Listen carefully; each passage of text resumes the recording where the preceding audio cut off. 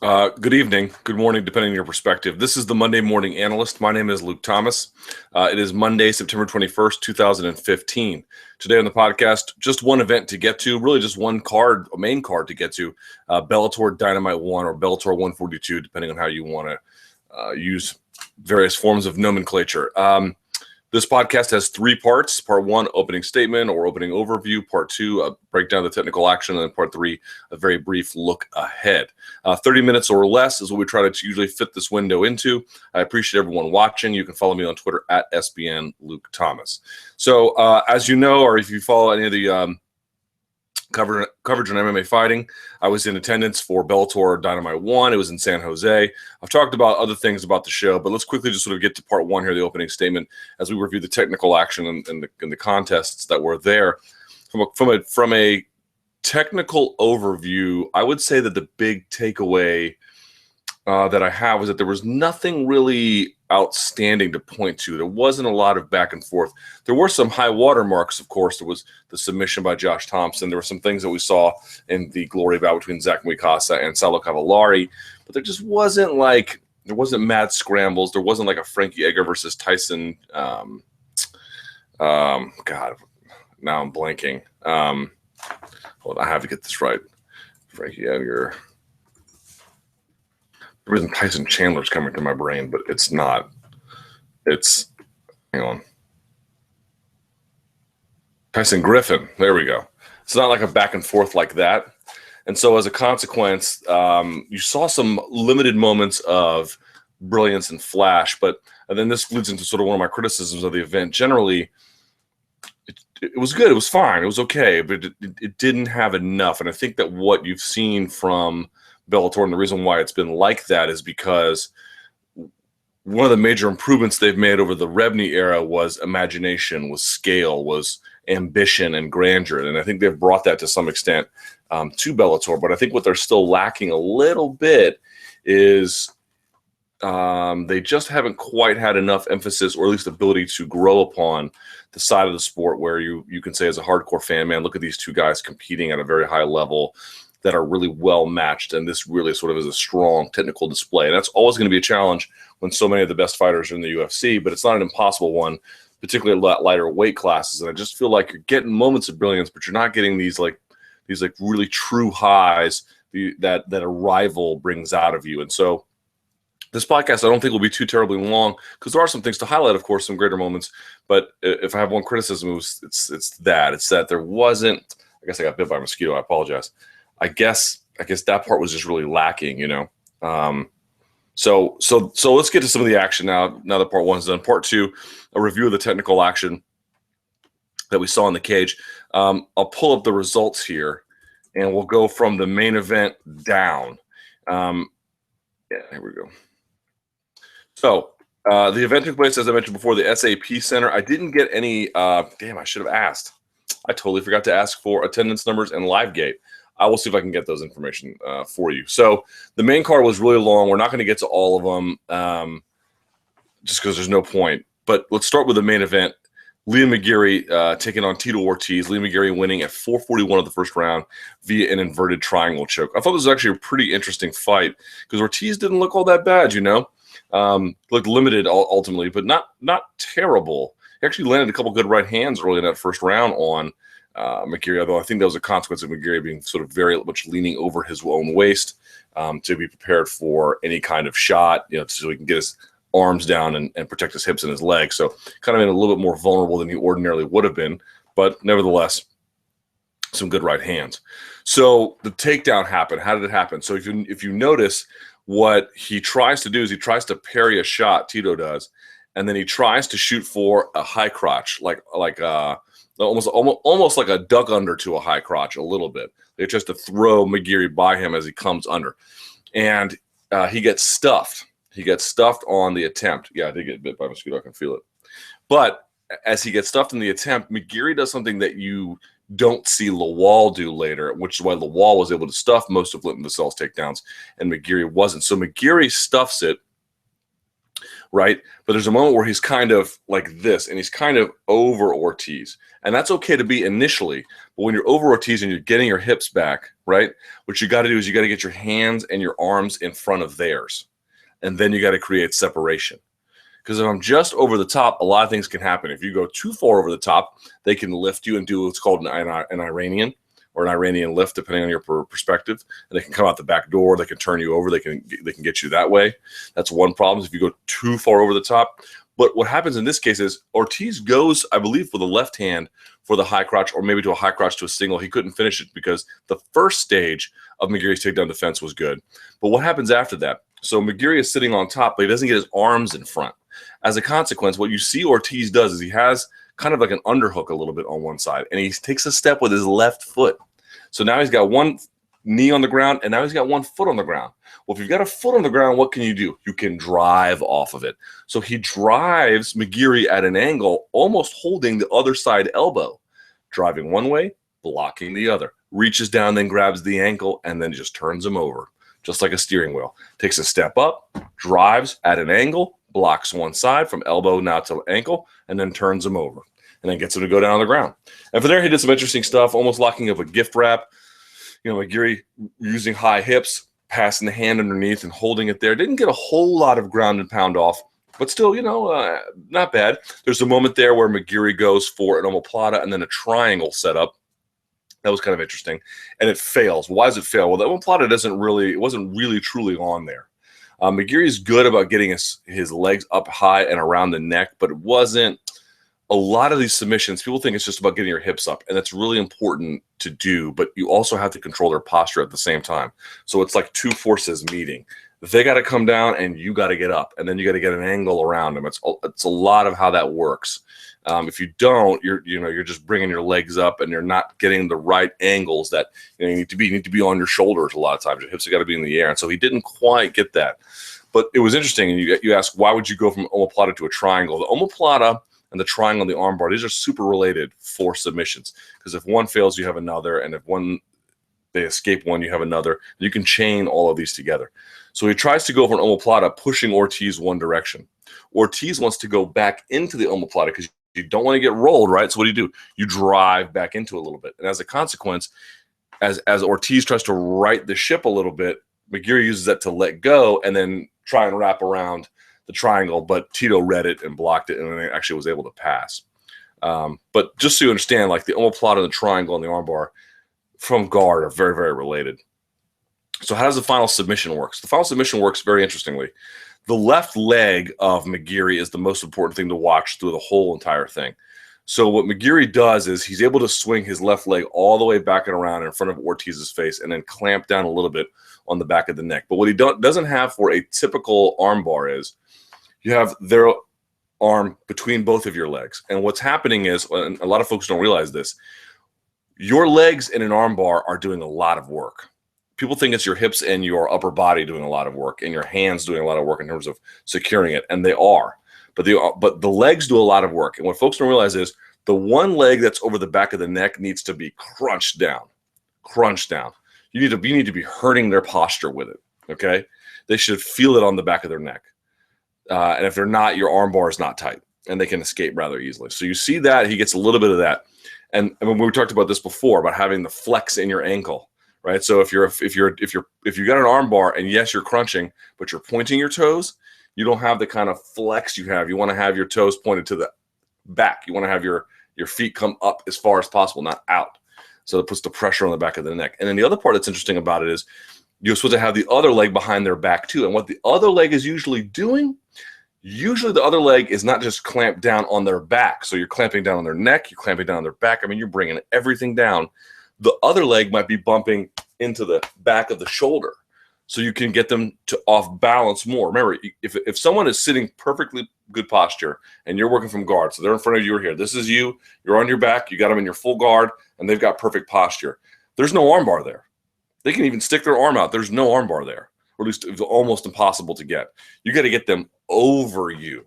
You got to get them not just on top of you, but even over you, and then you got to get underneath. Remember, they got to come down, you got to come up. And so he doesn't have that on the second leg. McGeary doesn't. So Tito's able to stand, and It looked like he almost tapped to me, if I'm being honest. But he basically shrugs him off. Tries to throw a right hand, okay? And I think it connects or gets close to connecting. But then what happens again? McGeary's left leg comes up in front of Ortiz's face. But Ortiz is thinking, well, wait a second. My arm's not in between here. My arm's on the outside. I can stack this guy like this. I can stack this guy and rotate. I can stack this guy and push him over. I can stack this guy and start punching him. I can stack this guy and move to leg drag. I mean, you can just stack and do all kinds of things. So he kind of just leaves his hand hanging out here. I believe his right hand, if I'm not mistaken. Yes, right, his right hand. That's the one he was punching with, and then it goes back because it's not in between his legs anymore. So he pulls it out. But McGeary still got basically the same position, just no arm in the middle. One leg over the back of the neck and one leg kind of on the ribs. So what does he do?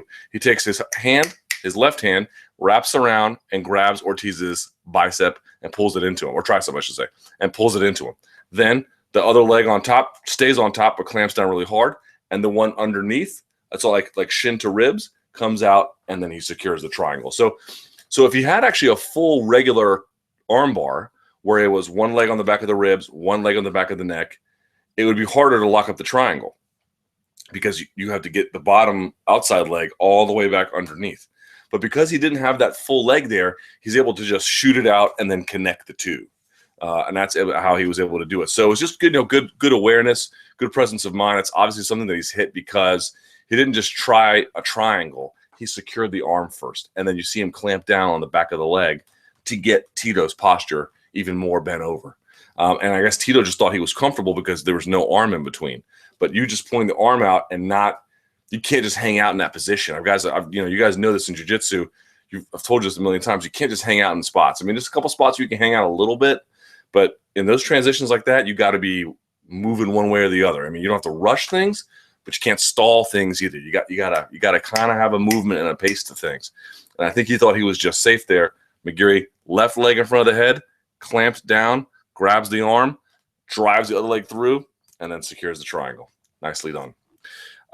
So Phil Davis looked phenomenal. I'm going to go actually a little bit out of order because I just want to talk about what Phil Davis did. Now, I'll go in order. All right, so Phil Davis defeats Francis Carmel. We all know why Carmel was in the fight via KO at 2:15 of the very first round. So this was really interesting to me how he did this. Carmel was doing like fake hand wave things. I'm not sure what all that was. I mean, if he was trying to distract him, it was okay. It was fine to get you to look at the hands because he was really only going with the kicks, but okay, whatever. Well, the way he got him was, Carmel was fading one way and the other, right? And Carmel was initially doing the pressuring, but it wound up being that Davis was doing the pressuring. And I know that a lot of people object to the idea that if you're moving forward, you're automatically winning the fight. And I do too. I don't think if you're moving forward, you're automatically winning the fight. But I think if you're moving forward, a lot of times in MMA, you're winning the fight. I just kind of think it's an inevitability. There are a lot of circumstances where that's not true, but I think on balance, you probably are. Here's a perfect example of that. Because I don't think that Carmel was really very expertly moving side to side. I think he may have been a little bit unaware of the dimensions of that circle as opposed to like an octagon. I mean, he's fought in the Bellator before, but still, it takes a little while to get used to. So what happens is he fades one way to his own left. Then he fades back right. So this is when Davis reads it automatically. Davis is sort of centered here. Carmon is going this way, back and forth, and they're following each other. Yeah. So Carmon briefly goes to Davis's right, and then he fades left. Davis, you can see the light turn on. Davis fakes like he's throwing a right. Carmon is circling, So Carmon is already circling. Davis fakes like he's throwing a right, like he's trying to catch him as he moves away to get him confused. And then what does Carmon do? Carmon puts the hand out to parry it and then brings his own hand up in defense, which is the correct thing to do. Here's the problem with that.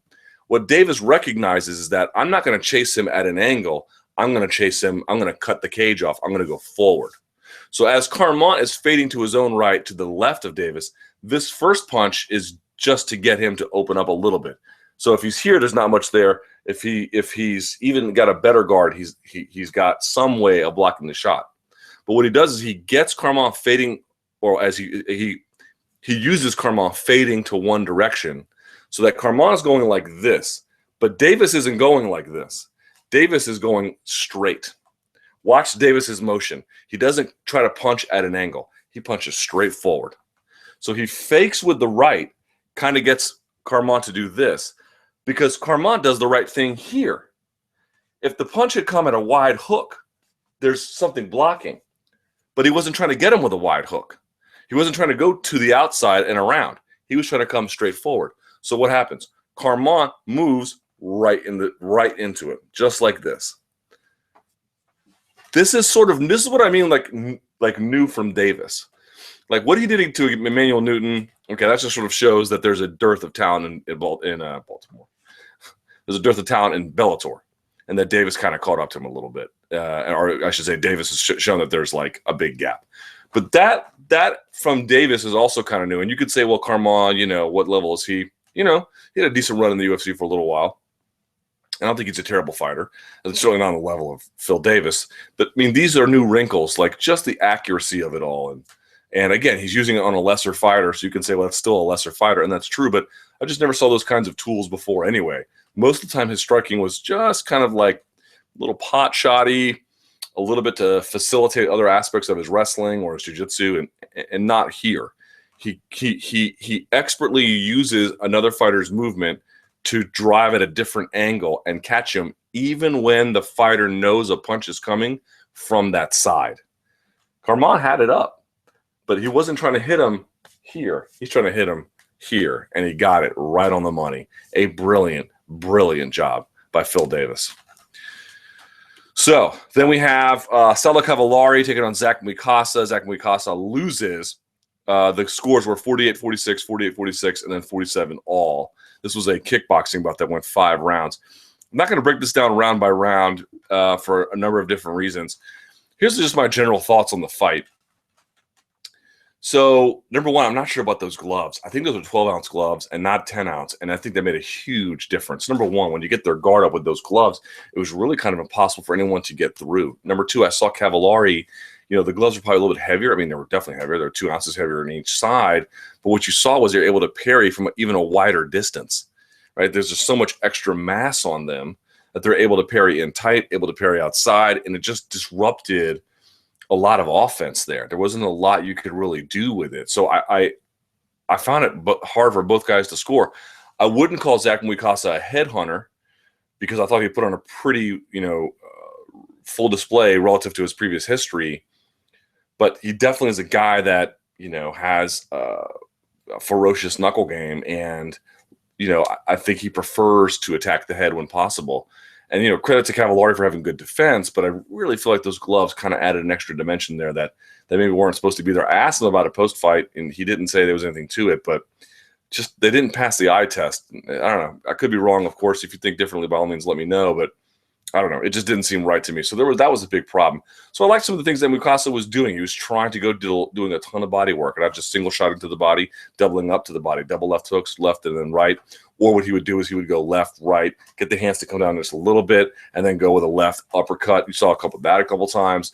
That was nice. Cavallari, I thought, had a good game too, which was, and this was another problem with the gloves were so big that he was able to, even when he was getting backed up, he could still you can watch him. You can see him just watch Mikasa. Mikasa thinking, well, I can't get through the head. I'm going to go to the body. Cavallari just eats it, and then boom, boom, and then would kick out the post leg. So Cavallari would wait for it, knowing that the body shots were coming, tense up, eat them, throw a 1-2, and then kick out the post leg. And the whole time, though, to me, like this fight was a reaction to like the first fight, where if you saw their first fight, which was the second fight in the tournament, I think from Glory 18, you saw Cavallari sort of bide his time, circle on the outside, using leg kicks to try and slowly slow Mikasa down, lower his defense, get him tired. But that third round did get him tired. I think 20 seconds in, goes up high and tries to catch him. I think what you saw from Mikasa this time, much better defense, checking a lot of kicks, bringing him high, bringing him outside as he needed to. So not just checking from one position, checking side to side, checking high, elbow to knee, checking low on the outside. Blocking a bunch of shots as well, having a good guard himself up top. Like I saw a lot of improvement from Zach Mikasa. It just the talents he has didn't really get put on full display except for the body work. And again, I think his body work, I think he likes doing it. I think he punches hard, but there's just so many problems with it. So who did I score the fight for? Because there was some issue about the points being taken. And by the way, I keep saying this, glory is not Muay Thai. There's a lot of differences. The clinching rule is totally different. You can't even clinch with 2 hands in glory. 1 hand, 1 strike. That's it. You get to clinch 1 time with 1 hand, you can fire a shot, and then you got to let go. So you can't do 1 hand and wrap an arm. You can't do 2 hands. You can't do any of that stuff. It's totally not allowed. And the idea is you want to facilitate stuff. You can't do sweeps. And then, of course, unlike Muay Thai, you can do all kinds of unorthodox strikes that they don't allow for. So to me, it's like it's not Muay Thai. If you have a fighter constantly clinching all the time, here, here, here, here, as he's doing, slowing down Muay Thai, you can say, well, that's fighting smart. And under a different rule set, it is fighting smart. In this rule set, he should have had multiple points taken. The only issue I had with the point being taken was he got no warning for it the first time. That's it. But like, was Cavallari? I'm not saying cheating because I don't know how to what extent he was really familiar with the rule sets, but it was a problem. Okay. So then you have Josh Thomson taking on Mike Bronzoulis, and Josh won via arm triangle choke in the 3rd round. I'm not going to go through all 3 rounds, but just that 3rd round submission I'll walk through here. So what happens? So Thomson gets pushed against the fence by Bronzoulis. He has a left underhook. In the scramble, he kind of steps out to create a pocket, because if someone's pressuring you and you can step, but you still have the underhook, you can create a pocket and they can follow you. So he does that. He eventually gets the right underhook and gets double underhooks. So from there, what you see Bronzoulis do is he gets his 2 hands, he just to push his chin away like this. Josh has none of it. I can't fight you one-on-one if you're pushing my chin away. I can't fight you in a straight line, but I can turn at an angle and I can break it. So what does he do? Josh steps around to his own right, gets the elbow to go past, and now he's behind you. So then what does he do? He gets a pickup, pops hips, drives him up, and then pulls him, and then, shoulder in, drives him down. Okay, so that's all pretty standard. But what does Bronzoulis do? Now, I don't know if he was hurt in the slam or not. I think there might be a little bit to that. But Bronzoulis takes he gets slammed this way. Thomson is here on him. He takes his hand and he posts it on the mat, right, as he rolls to his side. Now, you don't want to be flat on your back. You want to be on your side. But first of all, you want to face them, not turn away, unless you have some sort of, Ben Askren funky style escapes. Let me do something real quick.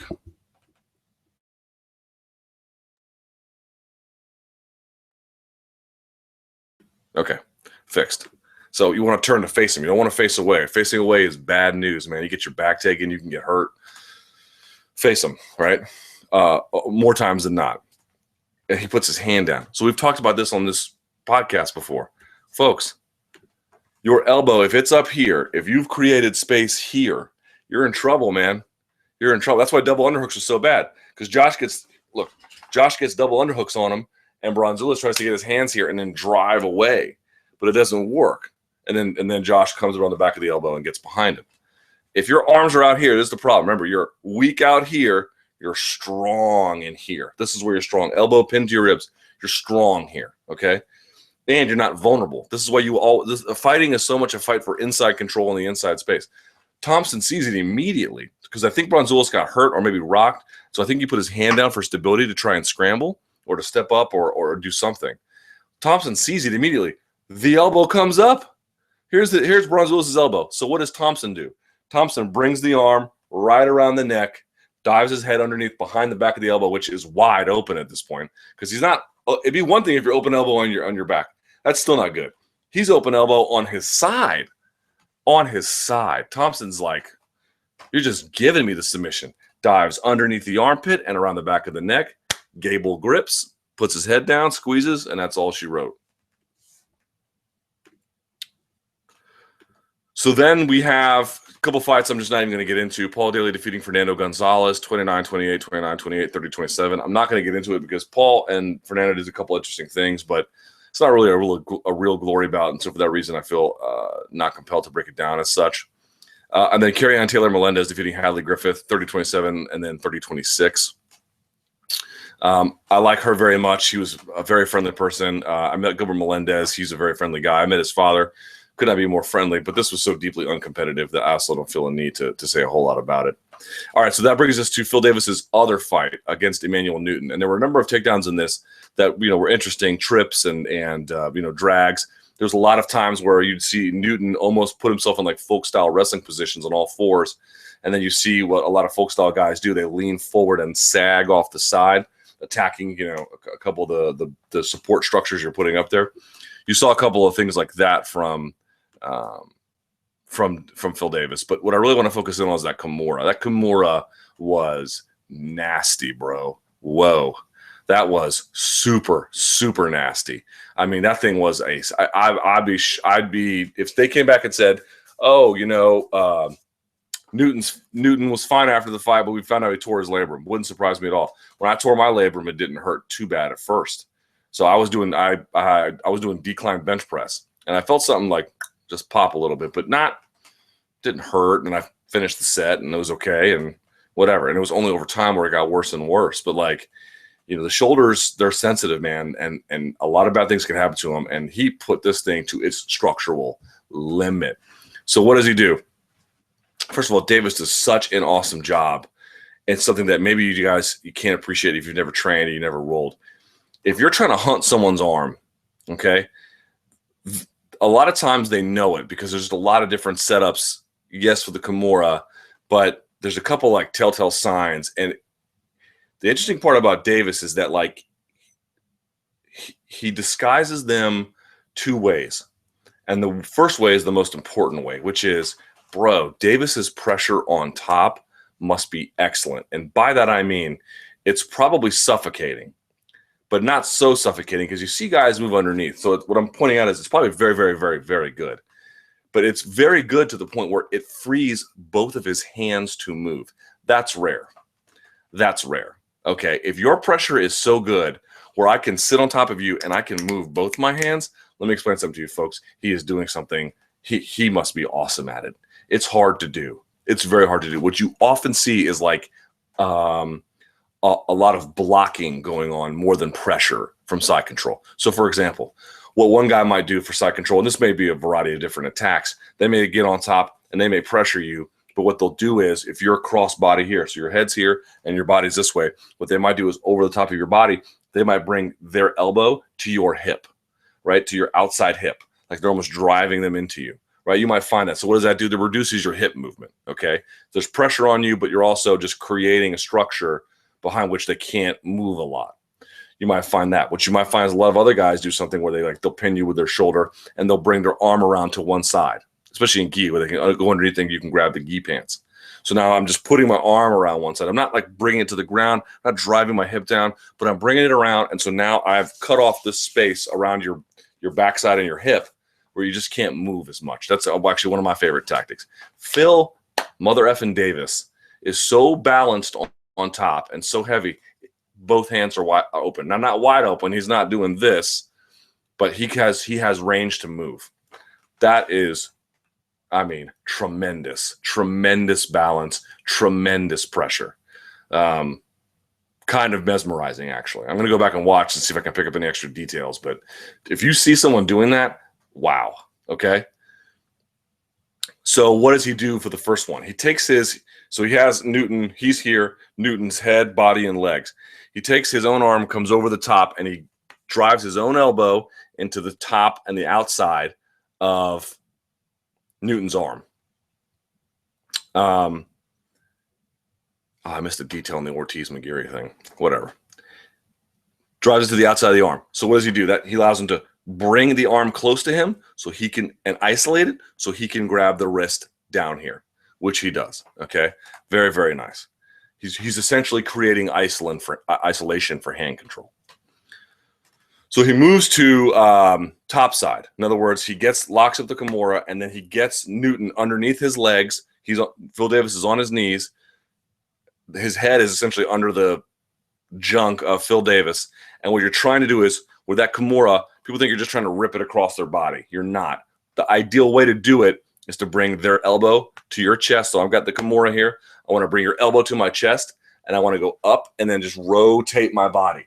I'm not ripping it across with my arms. People think that that's the case. I'm not. If I can attach you to me, now I'm making your biomechanics, which are not meant to be attached to my biomechanics, I'm going to do that. I'm going to just rotate. He realizes underneath he can't get through. And what do you see Emmanuel Newton do? He goes back to his back. Now, that's a desperation move, going to your back. You don't ever really want to be there. But, boy, that's a lot better than having your arm snapped, okay? And the best way to get down is people think you just rip up and then rotate. You actually drive down, then you come up. Why? Because they're going to be gripping on something. So if you're gripping and you don't want your hand to go this way, how do I get your hand off? I drive it, then I rip it, right? Because now I took it off. Let's see if you guys can see that. Yeah. If I'm pulling this way and it stops here, and you want it out, right? And I hold this, how do you get it out? You drive it up and then you create an angle out. That's how you do it. So you see him pumping it like that a little bit, but then Emmanuel Newton gets down. Okay. So he tries it once, it doesn't work. So Newton tries to stand. By the way, you're always supposed to stand. You drive one underhook here, and then you stand on the opposite leg. So if I drive a right underhook, I'm going to stand with my left foot. I'm going to get my back to the fence, and then I'm going to pummel in and do my thing. So he tries to do it the right way. Again, Phil Davis's balance and pressure is nutso, okay? So what does he do? He sees the underhook coming. It actually is the right underhook. He lets him get the right underhook. He lets it pass right here. Here comes the right arm underneath. And what does he do? He actually brings his arm over the back of the head. Gives it to him. Stand. But the problem is you can't stand because he didn't really have a good angle for it because the pressure was so bad. So he's kind of got, if you want to be hitting the angle and you kind of want to be postured up, you want to be turning and getting your weight under you, creating a base. He was kind of just reaching across like his body a little bit, like Phil Davis's body. He didn't quite have any structure underneath him and didn't have a lot of good base because of that. So Phil Davis just lets the arm go across, comes across, and now what's he going to do? He's going to pin it and grab the wrist, whoop, and gets it again. Then what he does is you see him try and jump to full guard. Credit to Emmanuel Newton. Emmanuel Newton reads it. And the reason why you can tell he reads is because when Davis tries to lock up the full guard to finish the Kimura, his rear end was past the point. Like if you have a good full guard, it should go on their lower back, right? Your legs should cross over their lower back. It crossed behind his knees because Newton read it and tried to get his hips out. Didn't quite go far enough. So what does he do? He keeps trying to get his rear end out and his legs out, and then he Granby rolls. What is a Granby roll? A Granby roll is you don't roll flat on your back. You actually roll with your hips in the air across your shoulders. And what that allows you to do is essentially just change the angle on any kind of attack or defensive movement instantly. You're rolling across your shoulders, not your back. And it's a big, big difference. He actually tried a Granby roll escape on a takedown earlier in the fight against Davis, but wasn't worth talking about. So he Granby rolls here. The problem with the Granby roll was he was trying to change the angle and at least get his back down. So he got out a little bit and got on his shoulders. So if I'm on my shoulders and my arm's behind me, there's a limit to how far my arm can go. Yeah, it's pretty bad. It was really bad, but at least there's something going on there. It is the ground is stopping you. The problem is Davis follows him. And as Davis follows him, he steps over his head, I believe, with his own right leg. He steps over the head. If someone has you on an angle where your arm and there's space behind you, right? If I'm on the ground, there's no space behind me. But if I'm here, there's space for the arm to go. He creates that by following him and then steps over the head to control him. From Kimura, from side control, the best way to get someone is to step over the head and then create an open space behind their back for you to just wrench that son of a bee, which is what he does. So I admire the Granby roll from Emmanuel Newton, but it just wasn't enough. And Phil Davis following, and then as he follows, steps over the head. He gets him dead to rights. And that Kimura was nasty. He told me after the fact that he not just screamed, but he tapped as well. So that was nice. And that happened at 4:39 of the first round. And then last but not least, Muhammad Lawal defeated Linton Vassell via unanimous decision, sort of because there's no scores announced after 2 rounds. A lot of things Mo did nicely here that I really, really liked in terms of the striking. So what you saw a lot from Vassell was a couple of things. Number one, predictability in his striking, throwing a lot of 1-2s or switching and then throwing a different kind of 1-2 or going back to one stance and then throwing a 2-1. You saw a lot of that, but there wasn't a lot of uppercuts. Just wasn't a lot of mixing in there. He landed some decent kicks, but a lot of those were blocked. That was one problem, was sort of predictability and rehearsal of the offense. The second problem was you saw him, I should say 3 problems. The second one was he would throw and you'd see him over his waist. Your best balance is when everything is centered underneath you. The more you're over your own waist, that's like, if think about it in judo, the more my weight is forward over my waist, the more you're going to go for a ride. And the more you're that way on striking, the less you're able to have a defensive structure necessary to move or block. So Mo sees this over and over again. And there's the third part, which is he would punch and didn't have the defensive responsibility to bring the hand back. Carmon may have gotten caught, but Carmon at least had this going on. He just didn't understand the angling process and got hit straight on as a consequence.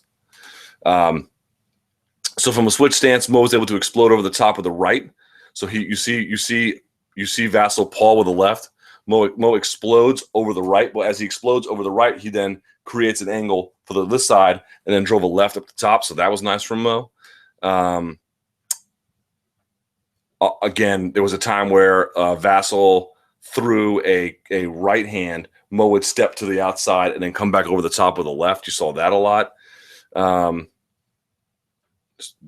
There's just a lot of that. It wasn't because the follow-up from Mo was not the best I've seen from him, but just stepping to an angle and then finding an opening because a guy is over his waist, a guy is punching and not bringing it back, or punching and bringing it back to his waist, not bringing it back up here, and then throwing some sort of predictability stuff. So 1, 2, 1, 2 here.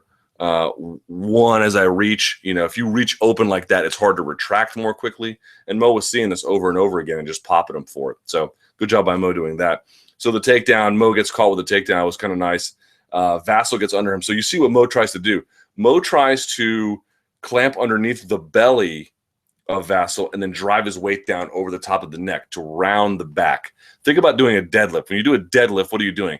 You're looking up. Your back is totally straight, right? And you stand, and your hands don't really move. They got to be balanced equally on both sides, and the back has to be like a roof has to be straight. Okay, if you hunch your back, not only can you do damage, it's just hard to to use the muscles correctly. And so, if your back is bent over, it's hard to lift someone. When your back is straight, that's when you get all the lifting done. That's why when you shoot, you want to shoot underneath, so you can be like this. You might be down on a knee, like Jordan Burroughs, but Jordan Burroughs gets his posture straight, strong back, yeah? So Mo tries to to break that by gripping underneath the belly and then driving your hips down, creating a rounded back so that there's just not enough room. But credit to Vasyl. Vasyl still is able to pick him up and make it work and then almost scoops the legs. Mo stands and then essentially just turns. He corkscrews backwards into him, gets behind the legs, and then does a pickup behind him and throws. Didn't quite work only because Vasyl's so tall. If you watch, Vasyl actually lands on his hands and then just sort of converts to his back, so he didn't get the worst of it. But, Mo's a hell of a competitor. Fantastic job in sort of, getting taken down and answering very quickly. I wonder, though, if that's where he actually tore his rib. I have checked in with him to see how he's doing. I haven't heard anything. So that's it for the technical action. There wasn't a whole lot more to get to for this one. Again, I thought it was a good effort promotionally from the organization, but I didn't feel like we just saw a lot of excellent fighting, aside from what Phil Davis was able to do. But maybe next time. All right, so what's coming up next? 2 cards you want to pay attention to. Bellator 143 is actually Friday. Joe Warren taking on L.C. Davis, Joey Beltran taking on Kendall Grove, Emmanuel Sanchez, Henry Corrales, and then Everton Teixeira, the former K1 great, is going to take on Vinicius Queiroz, who was cut from UFC after a very long time. A couple fights in the undercard to note. Ryan Couture taking on Nick Gonzalez, Chase Gormley, Dan Charles, and then a big one. Darian Caldwell taking on Sean Bunch. Sean Bunch, former Olympic alternate. And then you have Darian Caldwell, one of the best wrestlers ever out of NC State. A big, important fight for these two. Big, important fight. So keep an eye out for that. That'll be on Friday night, I believe. And then you have, hang on. The wrong event here. All right. And then you have on Saturday, I think Sunday in Japan, you have UFC Fight Night Barnett versus Nelson. So that'll be in Japan. I think this is on Fight Pass. I don't know. Whatever the case may be. Barnett versus Nelson. Musashi versus Uriah Hall. Kyoji Horiguchi versus Chico Camus. That's kind of big. Mizugaki versus Roop. Throwback to WEC. Kid Yamamoto is back taking on Matt Hobar. Mizuto Hirota is taking on Teruto Ishihara. Undercard, not so money. There's one to pay attention to. Katsunori Kakuno taking on Diego Brandao, and then Kaita Nakamura taking on Li Jianlang. That's kind of interesting. Nick Hine is back, and so is Raging Cajun Johnson against Noyuki Kotani. But, a lot of sort of so-so fights there. So that's it. I appreciate everyone's time. I have no idea how long I've gone. I didn't have my timer with me. Thanks, everyone, for watching. I'm sorry it came so late, but there's just a lot going on today with MMA Hour, and I have my own radio show, and at least I got it in, right? I guess. Either way, thank you so much for watching. Oh, and good news. You guys don't believe me. I know the new Monday Morning Analyst is just weeks away. New production, new editing, new graphics, everything. So this is one of the, I don't know if this is the last show you'll ever see like this, but it's one of the last few for sure. For sure. So thanks, everyone. And until next time, enjoy the fights.